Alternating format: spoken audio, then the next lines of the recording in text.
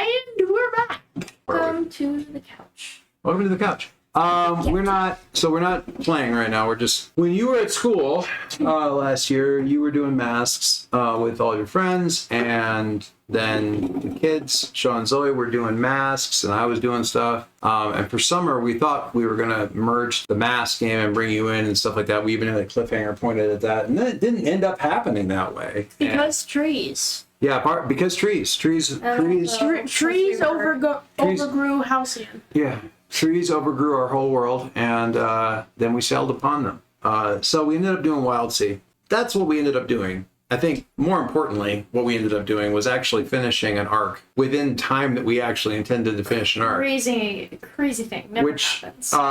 Was accomplished by virtue of picking a one-shot so that we could do it in only 6 sessions. Yes, exactly. Plus the session 0 for building up the characters and multiple emails and stuff like that. So let's do, in a lot of games we do like sort of stars and wishes. And so let's go around and do stars. Things that you really like, not necessarily about the game and like the sessions, if you want to do the sessions or something, but just like, what did you really dig about the game, or, you know, what the game managed to do for us or something. We played a lot of masks, and mask is certainly our go-to comfort zone place to play. So, what do we think about Wildsea? It is definitely one of the best Blades in the Dark games I've ever played. It's the only Blades in the Dark game you've ever played, but definitely one of the best. That is in fact the joke. What was something that you really enjoyed? Maybe I would say of the 3 players, you were definitely the one who was most like, let's do this thing. What spoke to you out of the game and made you so enthusiastic about it? There's a lot you can do with the game. I usually play D&D. I'm going into a D&D group at school. Yeah, group at school. You can just be a lot more with the characters, because there's just so much you can do with, like, you get all of the traits that your character is supposed to get starting off. Like, in D&D, theoretically, in order to get my prized chainsaw, I would have to wait until at least level 5 so I could cast a smite that would sort of act like a chainsaw. So it feels like you're starting at level 10 in one. It feels like your character is complete by the time you actually play the. How would you compare it to masks? Because you also played a lot of masks. How would you compare it to masks in terms of that? Because I mean, your character's pretty complete in masks when you start. Yeah, I have 2 characters with spherical faces and no mouth. So yeah, that's interesting. We love you around. You do keep kind of going Baymax vibes. Automaton. You do channel combat Baymax vibes. Yeah. Big Hero 6 is a very good movie. I was gonna say it's the first game where you really like dug into the game and just like dug into all the playbooks and really like stole the books away from me so you could read them some more. But that's not true. You one physical copy. You absolutely did that with masks as well, though. But you did it with Wildsea before there were physical copies. You were like pulling it up on your laptop. And now we have 3. Yeah, we kind of accidentally. There was. Hey, you're supporting. Half the accident. I'm saying supporting a small press. I accidentally ordered 3 hardback copies of Wildsea. Because you kept forgetting that you'd already ordered them. This is a problem with back ordering stuff, waiting for it to come in, and then going 3 months later, going, man, I like this game. I should get a hard copy. And forgetting that I already ordered it. And then doing that one more time. And then doing it again. Yeah, shut up. Anyway. So we're sticking with stars for right now. So that pulled you in. It really got it. It seemed like you really dug the vibe. Yeah, I dug the vibe. I had an entire conversation with Dad on WhatsApp about Leviathan woodpeckers the horrifying effects they would have around an entire 100-mile area. It's good stuff. You can figure it out. He's been, more so than Mask, he's been sitting around like theorizing lore, which I think is fun. Yeah, you really dig the setting of Wildsea. I do. Yeah. So, Kaylee, what about your stars? I think, the thing that stands out about Wildsea is definitely the setting. But I think the thing that got me hooked was the whispers. Yeah. When I got what really like got me into like grooving with it was the taste of what's to come whisper. Oh, I thought it would be the Grove of Twisted Trees. No, Grove of Twisted Trees like didn't really do it for me because I was like, I didn't get to explore it. You summoned, and you swapped words on a map, and it made a book. Yeah, and I didn't get, the scale of it until... Taste of What's to Come? Taste of What's to Come. Yeah. And then of course we had wonderful Secrets Wrapped in Thorns, but that was mine. I still had fun with it though. Secrets Wrapped in Thorns was a disaster. That was great. That was like the best. It's like you're gonna get exactly what you want, and you're gonna regret it all the way down. Yeah, I think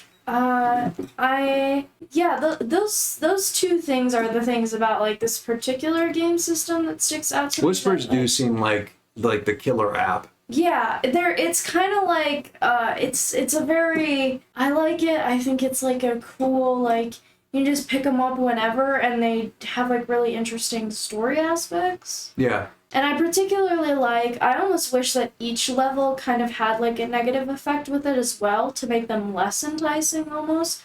Because like I like when you shout, like the effects are kind of uncontrollable.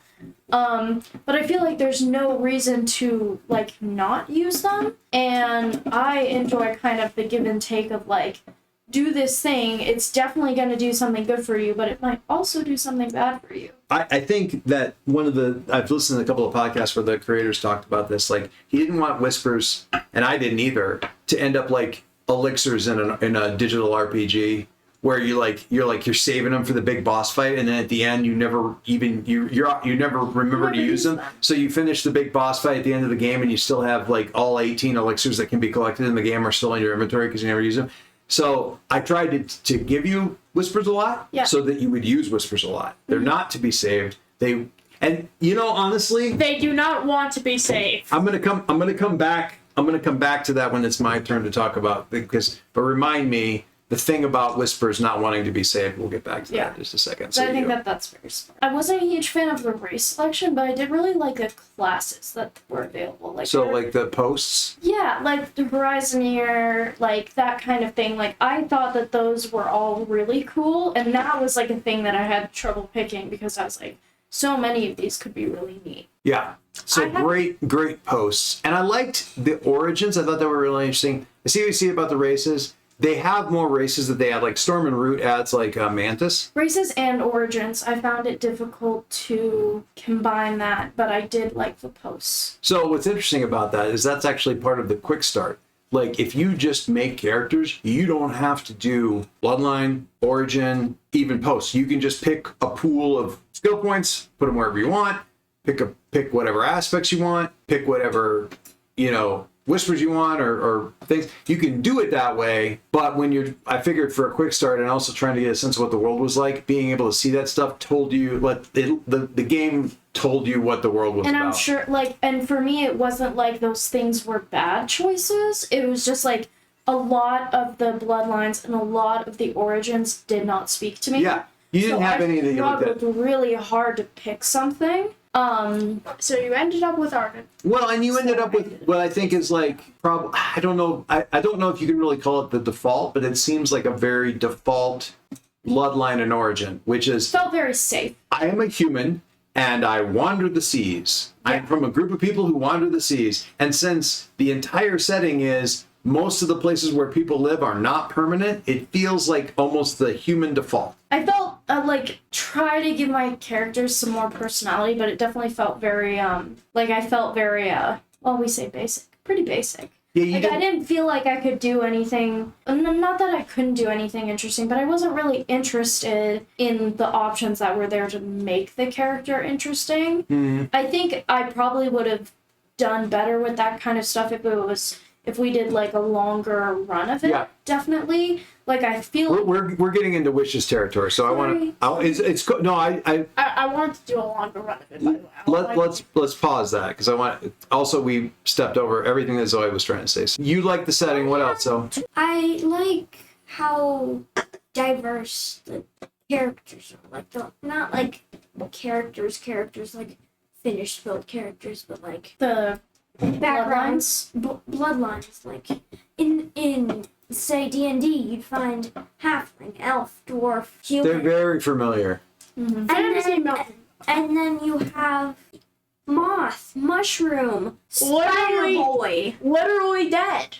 Literally dead. Definitely something positive about the races is that they're very unique. They're not just like the same fantasy like elf, dwarf. Like, not that we don't love those things. We love those things in this house. Rock We and are stone. hobbits. But hobbits, dwarves, elves, we love them. But it is really nice to see like a take on races that isn't just the same. Like a fantasy thing that is like really wild. Yeah, like the mushroom guys, the cactus people, like, it's just really cool. And like I agree with you because The boat.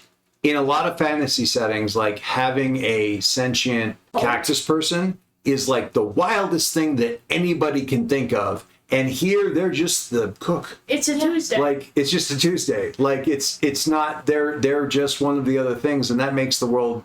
Anything else that really jumps out at you? Shipbuilding. Shipbuilding was fun. As I did Teens in Space. I do agree with that. And trying to do shipbuilding in Teens in Space was a little bit. I just remember it being kind of a hassle of like And not not quite fun. understanding what you're doing. And with this, it was like it felt very clear and like there wasn't a wrong answer. To No, what you were it was like a fun shopping trip. Yeah, like We created. and then we got Queenies. That was like that whole process of like figuring out like what rooms you want and all this stuff was cool and fun and not super tedious. Like, it's a necessary part of it, and I like the way that we did it in particular. If we built the ship first, That was a and then the suggestion. people who were on it. Yeah, that was the suggestion from the creator when I was listening to a podcast where he was talking to another group that was about to start a game. He goes, I think you should, I'm just saying, I suggest you start with the ship first. Yeah. And that gave us a really interesting route to bring with. We accidentally built a Leviathan crab. Yeah. Not a Leviathan crab. Leviathan crabs are bigger, but we built a big ass. That probably, when they made- ancient, yeah, hermit crab. And We created the idea for crab and boat first, and then literally 3 weeks later figured out this is canon and it works. Yeah. And people write tree shanties about this. yeah, I think I'm going to do mine now, if that's okay, Zoe. Can I do mine? I'm done. So, If you think of something else, I'm feel done free to- anyways. one of the things that I really enjoyed about it, when you used Taste of What's to Come, when you did Taste of What's to Come, once you realized what Whispers could do, you guys were all starting to look for ways to use Whispers. And this is this really interesting game, Kung Fu, that I am really, really impressed by, both in the world building and the simplicity. There's no dice rolling with Whispers.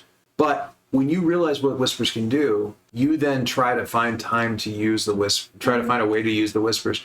And what that means is, outside the game, you are doing what Whispers are doing inside the game, which is trying to get spoken. And that is so freaking cool that you create this thing where the players outside the game are reinforcing that lore inside the game of the Whispers literally are banging around in your head trying to get out. Like, Kaylee, you literally spoke a saying back into existence. It was gone for 3 centuries, and then you jumped off a rooftop and stuck a sword in a tree. Sting like a bee, baby. So I really liked that there was room for the weirdness and that the lore was supported in certain ways by the rules to get you guys to act without forcing you to. It really rewarded you for acting in ways that reinforced the setting. And I think that was really cool. Mm-hmm. Things that you wish would have gone, that would be handled differently or had gone differently. I don't mean like, oh man, I wish I had rolled a 6 on this, but like wishes. And it could just be, I want to do more. I would like to do more. I would like to continue this world while using collage. Collage. When you're getting to point A to point B in between set pieces, you're not doing a lot. That's an excellent point. You're trying to get to the next cool thing. The systems are not very robust for travel, and it feels like travel should be more robust. And I think back to the travel that they use in Starforged and Ironsworn that has a lot of rules, a lot of roles, a lot of skill use, and a lot of potential weird stuff that you find. Like at every waypoint, you're like checking out what's there in the area, kind of stuff that's constantly being generated. And I feel like I would agree with you. I feel like that could like travel could really benefit from being beefed up in that way. It would just be really cool if we're wandering around and oh shoot, there's You needed a random encounter, and I used the vulture things instead of the lion's mane. And yeah, but the thing is that was at a set piece. I gotcha. Well, and that's the thing. You put a Chekhov's gun, shoved it in my face, and then it fired. Who would have guessed? Well, we were doing a one shot. I can't fit every single facet of the characters into a one shot. I can't. You facing off against a plant leviathan was never going to happen in this scenario that I was using because it was a can thing. And it was a can thing because I'd been told many times it was a really good starter one shot to introduce the world and also make it easier for me to run initially. So that's what I went with. Mm-hmm. You kind of talked about some of it. It was like yeah. Not necessarily. I don't think the Bloodlines could use an expansion, but I definitely think the Origins could use an expansion. Yeah, I see what you're because saying. race selection, whatever. Like that was the thing, but the Origins specifically was where I was just like flipping through again and again and going, why aren't there Like more Anchored or Rootless or Shankling like or they just seemed not obvious, but like they weren't as inspiring as the there other wasn't ones? anything that stuck out to me, and so I was just flipping through again and again going like, where is the thing that's finally gonna stick out to me? And I've never had that problem in character creation before. Sure. They should transfer some of the posts to Origins because there were a lot of posts. Yeah, it feels unbalanced of like So many Bloodlines, posts. Origins are like 6 each, and then you have like 35 posts. You can literally be a mailman. What's the D&D 5e equivalent of Origins? Backgrounds in D&D are very bare bones. They give you like one skill point, a little bit of equipment, like maybe a And knowledge some skill, sprinkling of flavor. a little bit of flavor, and they kind of treat Origins like that in Wildsea, but they're not light like that. You get just as many skill points and gear and aspects and whispers and stuff from that as you do from anything else. So why are there so few? Yeah, they're I all get your weighted point. the same way, so I feel like they should all be Represented. represented the same way. So that would be like my thing for specifically character creation. Ship stuff was weird because I don't really think we got into the important, like the actual nitty-gritty like game stuff of the ship building. Like We didn't really do a lot of ship rolling, and I think partially that the reason behind that is a shorter runtime. I think this system would definitely benefits more under a longer. Not one shot. A one shot gives you a good taste, and the A idea one is shot makes you go, this setting is really cool, and now I know what to do for a longer thing. You ever heard me say this about Catan? Like, Catan is a really good game to play the second time, but the first time you play it, like, you get done with the game and all you want to do is play it again because now you finally understand what to do with it. Get it. Yeah. So, You like, gave us an appetizer. that's the thing of, like, Wildsea is I think that I would probably enjoy it more in a longer format where you can do the Grove of Twisted Trees, and then once you get the vulture stuff out of there, you can actually explore the place and get kind of sidetracked from your main quest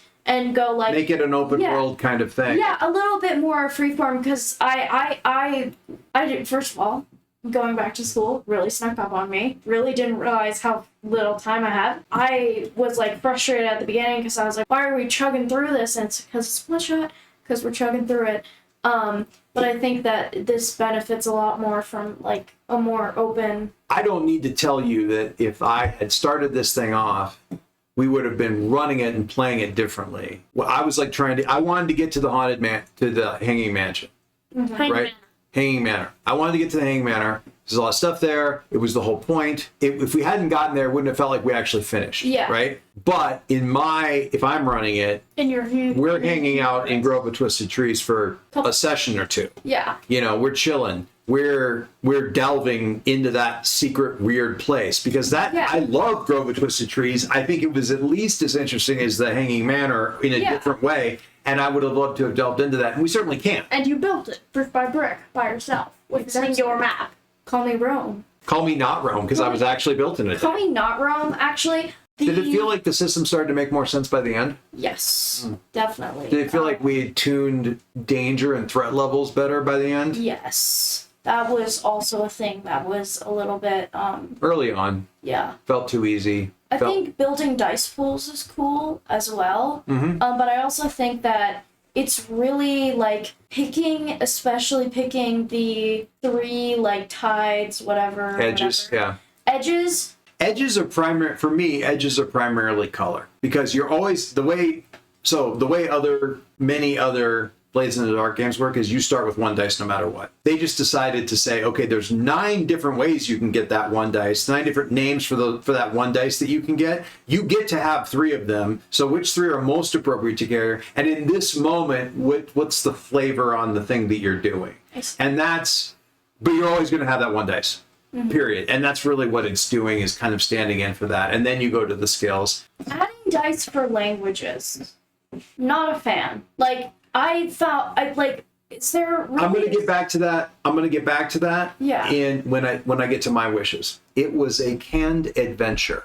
I used to do this long before you were born. I used to do a lot of convention games in living campaigns. I remember doing one with you. Yeah. I would do a lot of convention games, and you get a scenario. You are only allowed to judge if what you promise to do is do the scenario as written. So I approached it in the sense of, I'm going to do this thing because that way I knew I was going to get through the 4 or 5 set pieces and get done to it. Is it how I normally run? No. Is it how I would run Masks? Masks is how I would normally run a game. If I was going to run this again, or if I was going to run it more. Virtues of one-shots. You don't just get to do random stuff all the time. Now, with that said, one of the things that Felix added to the One-Armed Scissor scenario, notes on how things can continue to go on afterwards. Here is this entire Freeport. Here's what happens if you fail to bring the One-Armed Scissor back from the wild and it's just left to sit out there and rot and turn into a Maw ship.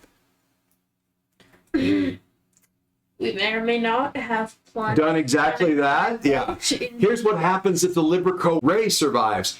I always get super into a story if the characters are super compelling, and I can get there, but like I don't love the character that I made. Yeah, and that's hard. I think what makes your characters work, and this is generally true for all of your characters, what makes your character work is how they interact. I mean, Silhouette was a really great character. Silhouette did not start as a great character. Silhouette was a really good character who became a great character when she started to interact with Ember and Jack Toast. And when you start to interact with the NPCs is when your character starts to go. Chrysophilus, same thing. You had the thing in the news with the news interview, and it snapped right away. So it works really well. I think it works really well for all your characters. Your character's always going to be better realized. Sean had a better picture of his character right away because he had that scene in the smoke room with the guy who had originally basically forced him to pay for his own freedom to get him away from the... I feel bad because your 2 characters are really great and you guys seem to really like them, and you got stuck with Jane Doe. No, I didn't get stuck with. I made her. You made Jane Doe. I felt like that was where I felt most comfortable, but it never really clicked with me, and I definitely want to take another look at character creation and try to roll up someone that I'm more not attached to, but who I find more interest in just as a character. We can just do a mutiny. Rice Chex is a comfort food for you. It's not exciting food, but it's a comfort food. There's bits and pieces that I like, but I just I didn't get that attachment to the character that I was hoping for. Mm-hmm. Yeah.